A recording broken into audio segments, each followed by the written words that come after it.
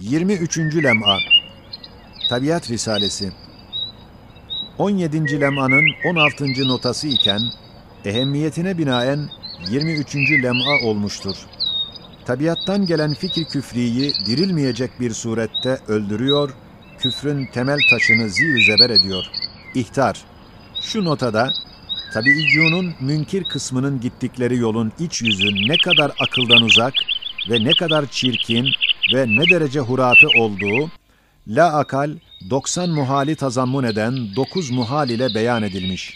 Sair risalelerde o muhaller kısmen izah edildiğinden, burada gayet muhtasar olmak haysiyetiyle bazı basamaklar tayyedilmiştir.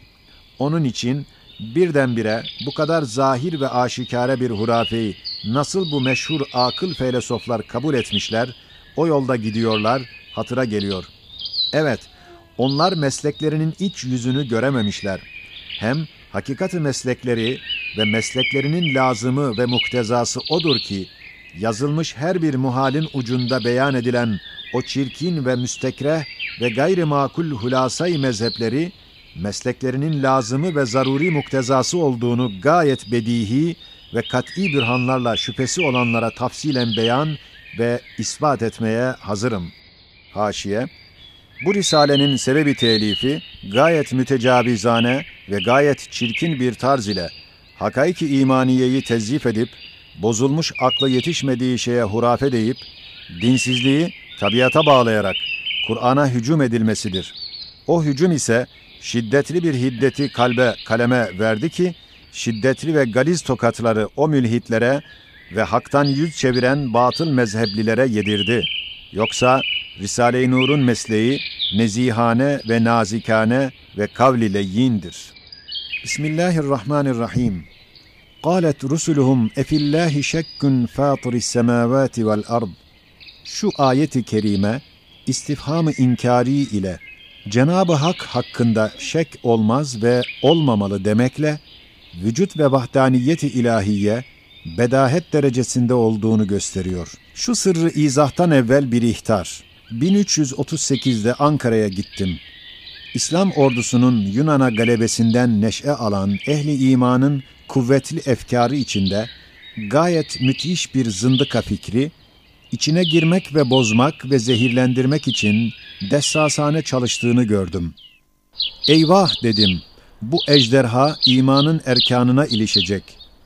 O vakit şu ayet-i kerime bedahet derecesinde vücut ve vahdaniyeti ifham ettiği cihetle ondan istimdad edip o zındıkanın başını dağıtacak derecede Kur'an-ı Hakim'den alınan kuvvetli bir bürhanı Arabi Risalesinde yazdım. Ankara'da Yeni Gün matbaasında tab ettirmiştim. Fakat teessüf Arabi bilen az ve ehemmiyetle bakanlar da nadir olmakla beraber gayet muhtasar ve mücmel bir surette o kuvvetli bürhan tesirini göstermedi. Teessüf o dinsizlik fikri hem inkişaf etti hem kuvvet buldu. Bilmecburiye o bürhanı Türkçe olarak bir derece beyan edeceğim. O bürhanın bazı parçaları bazı risalelerde tam izah edildiğinden burada icmalen yazılacaktır. Sair risalelerde inkısam etmiş olan müteaddit bürhanlar bu bürhanda kısmen ittihad ediyor, her biri bunun bir cüz'ü hükmüne geçiyor. Mukaddime: ey insan! Bil ki insanların ağzından çıkan ve dinsizliği işmam eden dehşetli kelimeler var. Ehli iman bilmeyerek istimal ediyorlar. Mühimlerinden 3 tanesini beyan edeceğiz.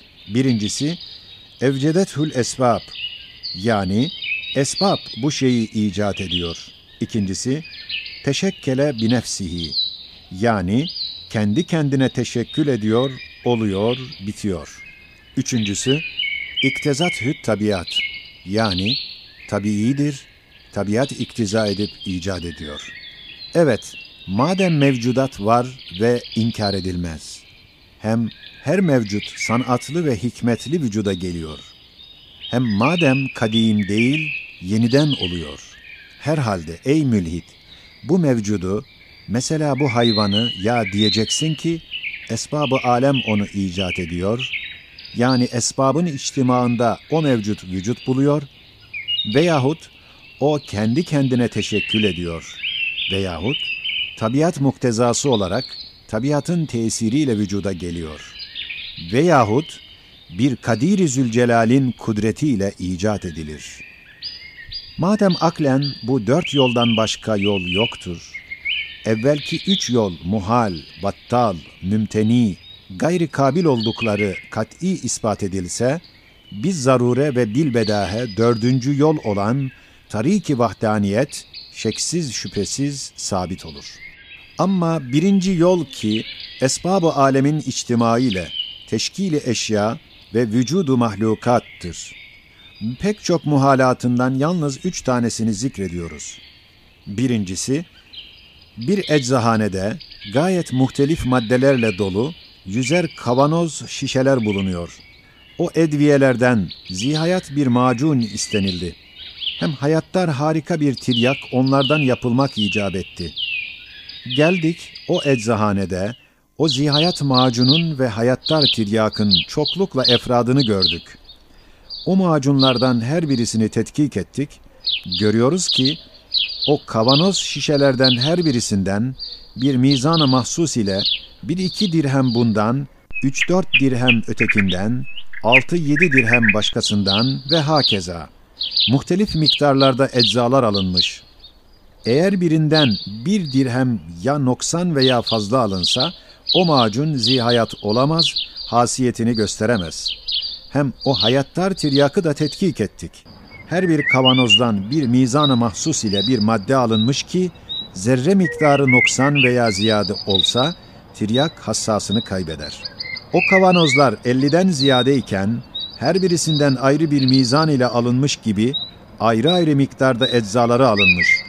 Acaba hiçbir cihette imkan ve ihtimal var mı ki, o şişelerden alınan muhtelif miktarlar, şişelerin garip bir tesadüf veya fırtınalı bir havanın çarpmasıyla devrilmesinden, her birisinden alınan miktar kadar yalnız o miktar aksın, beraber gitsinler ve toplanıp o macunu teşkil etsinler. Acaba bundan daha hurafe, muhal, batıl bir şey var mı?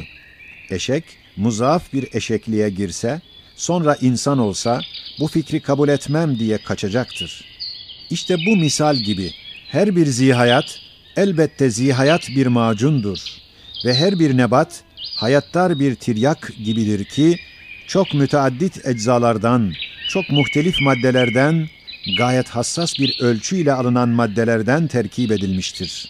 Eğer esbaba, anasıra isnat edilse ve esbab icat etti denilse, aynen eczahanedeki macunun şişelerin devrilmesinden vücut bulması gibi 100 derece akıldan uzak, muhal ve batıldır. Elhasıl, şu eczahane-i kübra-i alemde, Hakim-i Ezeli'nin mizan-ı kaza ve kaderiyle alınan mevadd-ı hayatiye, hadsiz bir hikmet ve nihayetsiz bir ilim ve her şeye şamil bir iradeyle vücut bulabilir. Kör, sağır, hudutsuz, sel gibi akan külli anasır ve tebai ve esbabın işidir diyen bedbaht, o tiryak-ı acip, kendi kendine şişelerin devrilmesinden çıkıp olmuştur diyen divane bir hezeyancı, sarhoş bulunan bir ahmaktan daha ziyade ahmaktır. Evet, o küfür, ahmakane, sarhoşane, divanece bir hezeyandır. İkinci muhal, eğer her şey vahid-i ehad olan Kadir-i Zülcelal'e verilmezse, belki esbaba isnat edilse, lazım gelir ki, alemin pek çok anasır ve esbabı, her bir zihayatın vücudunda müdahalesi bulunsun.